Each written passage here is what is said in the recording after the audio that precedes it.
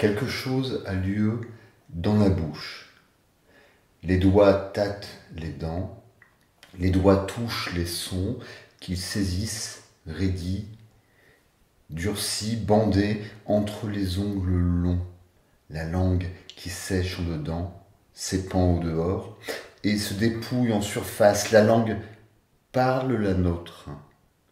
Les dents mordent le mot, nagent dans la bouche, et quand les lèvres perdent un soupir, le cœur bat au devant.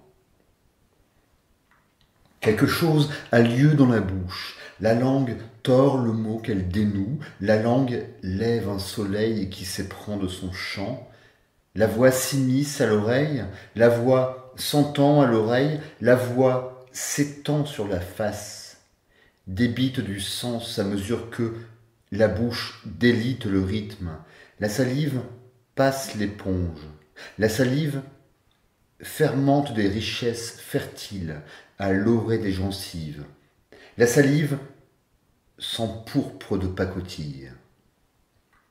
Quelque chose a lieu quand la bouche se métamorphose en bec ouvert et creux. Le temps de faire nid et d'y couver un golem de silence tendre, aux traits émoussés de figues molles. Une manière de hoquet équivoque qui, du diaphragme à la bouche, en passant par la glotte, ne dit rien que la présence effective du corps spasmodique qui dit ou qui se tait, du corps qui distribue point de suture et suspension de raison.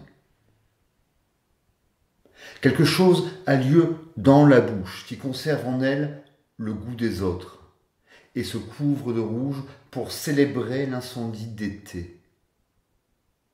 Le sang irrigue l'étrange parade rotatoire qui se joue là, entre les joues, comme au revers des regards.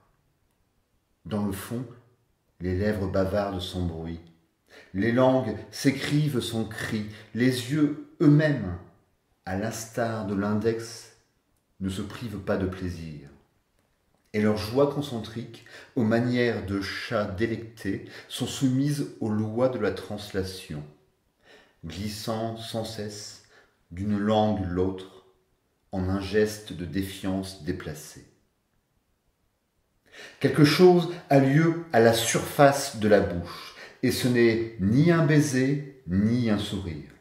Peut-être une cicatrice ou un murmure, quelque chose d'infecté qui s'entr'ouvre en mou gercé pour laisser s'imposer une forêt primaire de gencives natives, pierres calcaires, racines canines, cours d'eau chargés en plomb et aboiements surgissant nombreux d'entre les arbres carriés de mousse.